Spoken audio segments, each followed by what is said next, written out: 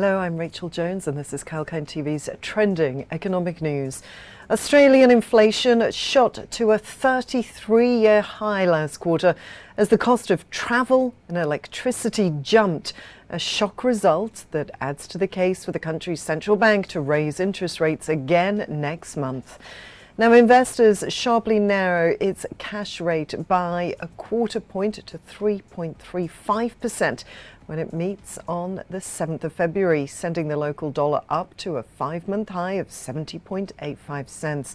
Analysts had thought there was some chance the RBA might even pause its tightening campaign, but the sheer pace of inflation has put paid to that. Data from the Australian Bureau of Statistics shows the Consumer Price Index was up 1.9% in the December quarter, outpacing market forecasts of 1.6%. The annual rate climbed to 7.8% from 7.3%, the highest since 1990, and more than twice the pace of wages growth. For December alone, the CPI rose a startling 8.4% compared to the same month a year ago, up from 7.3% in November.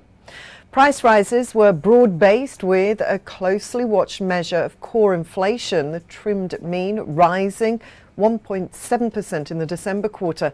The annual pace accelerated to 6.9%, well above forecasts of 6.5%. Cost pressures are also building in the service sector, which recorded its largest annual rise since 2008, driven by holiday travel, meals out and takeaway food. Travel was one of the main cost culprits in the December quarter, with prices for domestic holidays up 13% and overseas jaunts almost 8%.